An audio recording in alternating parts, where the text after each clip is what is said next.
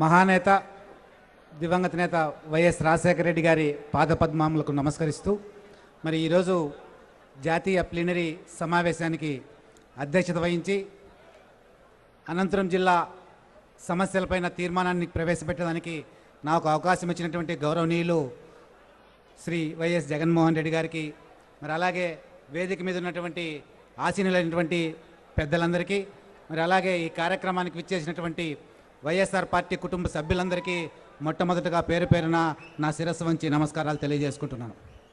అనంతపురం జిల్లా పేరెత్తగానే కరువు కాటకాలతో అల్లాడే జిల్లా, అన్నమో రామచంద్ర అని తల్లడిల్లి ప్రజలంతా తల్లడిల్లే జిల్లాగా చెప్పుకునే అనంతపురం జిల్లా మరి దేశంలోనే అత్యల్ప వర్షపాతం కలిగిన జిల్లా అనంతపురం జిల్లా.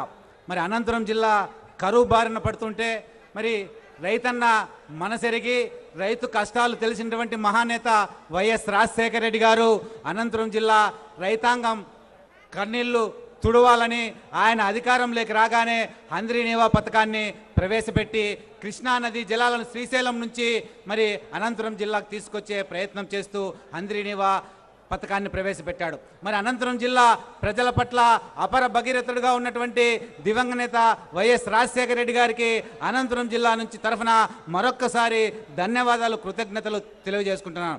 ఎందుకంటే ఈ హంద్రీనీవా పథకం మరి ఎన్టీ రామారావు గారి కాలంలో మొదలుపెట్టి శిలాఫలకాలు వేస్తే చంద్రబాబు నాయుడు గారు 2 సార్లు అదే శిలాఫలకాలని మార్చి వేశాడు.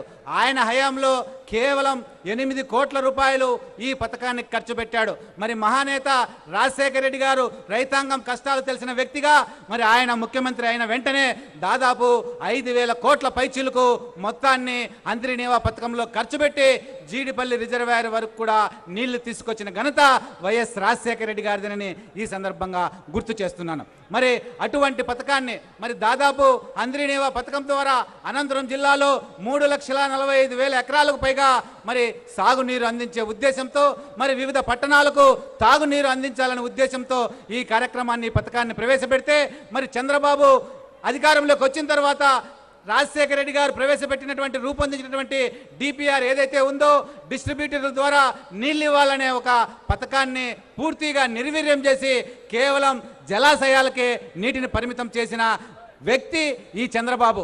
మరి మేము అనంతపురం జిల్లా తరఫున మరి ఈ ప్రభుత్వాన్ని ఈ ప్లీనరీ సందర్భంగా ఒకటే డిమాండ్ చేస్తున్నాం. మరి అనంతపురం జిల్లాలో హంద్రీనీవా పథకానికి రూపకల్పన చేసినటువంటి వైఎస్ రాజశేఖర రెడ్డి గారు ఎలా చేశారో డిస్ట్రిబ్యూటర్ల ద్వారా నీళ్ళు ఇవ్వాలి, 3,45,000 ఎకరాలకు నీళ్ళు ఇవ్వాలని ప్రయత్నం చేశారో ఆ భూములన్నింటికి కూడా నీళ్ళు ఇవ్వాలని ఈ ప్లీనరీ ద్వారా ఈ ప్రభుత్వాన్ని డిమాండ్ చేస్తూ తీర్మానాన్ని ప్రవేశపెడుతున్నాను. మరి అలాగే ఈ రాష్ట్రం విడిపోయినప్పుడు, అడ్డుగోలుగా విడిపోయినప్పుడు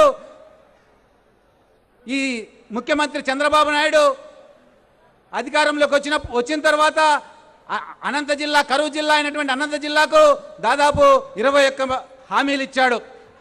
అమరావతి ప్రాంతాన్ని రాజధానిగా చేసుకుంటున్న సందర్భంగా కరువు జిల్లా అయినటువంటి అనంతపురం జిల్లాను ఆదుకుంటానని మరి విపరీతమైనటువంటి హామీలు ఇచ్చాడు. అందులో 21 హామీలు ఉన్నాయి. ఆ 21 హామీలు కూడా నెరవేర్చాలని ఈ సందర్భంగా తీర్మానాన్ని ప్రవేశపెడుతూ ఈ ప్రభుత్వాన్ని డిమాండ్ చేస్తున్నాం. మరి అంతేకాదు అనంతపురం జిల్లా ప్రతి సంవత్సరం కూడా కరువు కాటకాలతో సతమతమయ్యే జిల్లా. అటువంటి జిల్లాను రాజశేఖర రెడ్డి గారి పుణ్యానాన ఆయన ప్రభుత్వ హయాంలో ప్రతి రైతుకు కూడా హార్టికల్చర్ పథకాన్ని హార్టికల్చర్ ద్వారా మరి ప్రతి రైతుకు కూడా 90% సబ్సిడీ ఇచ్చి డ్రిప్, స్ప్రింక్లర్లు మరి ఇచ్చి రైతులను ఆదుకున్నాడు. అంతేకాకుండా ఆ ప్రాంతంలో అనంతపురం జిల్లా ప్రాంతంలో ఉన్నటువంటి రైతాంగానికి మరి అదనపు సహాయంగా ఏదైతే పంటలు పండవో ఆ ప్రాంతంలో మెట్ట ప్రాంతాల్లో మరి ఆ రైతాంగానికి పాడి పశువులను కూడా మరి సబ్సిడీ పైన ఇచ్చి పశుక్రాంతి పథకం ద్వారా మరి వేల కోట్ల రూపాయలు అనంతపురం జిల్లా రైతాంగానికి సహాయం చేసిన వ్యక్తి రాజశేఖర రెడ్డి గారు. మరి చంద్రబాబు నాయుడు ప్రభుత్వం వచ్చిన తర్వాత హార్టికల్చర్ని అలాగే పాడి పరిశ్రమను పూర్తిగా పక్కన పెట్టాడు. ఈరోజు పాడి పరిశ్రమ ఆయన హెరిటేజ్ పాలు అమ్ముకోవడానికి ఉపయోగించుకునే దిశగా పనిచేస్తున్నాడు. ఈరోజు పాల ధరను తగ్గించాడు. అనంతపురం జిల్లాలో ఈరోజు కుటుంబ పోషణ జరిగేది కేవలం పాల పోషణ ద్వారా జరిగేది, పాడి పరిశ్రమ ద్వారా. ఈరోజు చంద్రబాబు నిర్వాహకం వల్ల ఆ జిల్లా రైతాంగానికి పాడి పరిశ్రమ ద్వారా వచ్చే ఆదాయం రాకుండా పోతుంది. మరి అలాగే మేము అనంతపురం జిల్లా ప్రజానీకం తరఫున ఈ వైఎస్ఆర్ కాంగ్రెస్ పార్టీ ప్లీనరీలో చంద్రబాబు ప్రభుత్వాన్ని ఒకటే డిమాండ్ చేస్తున్నాం.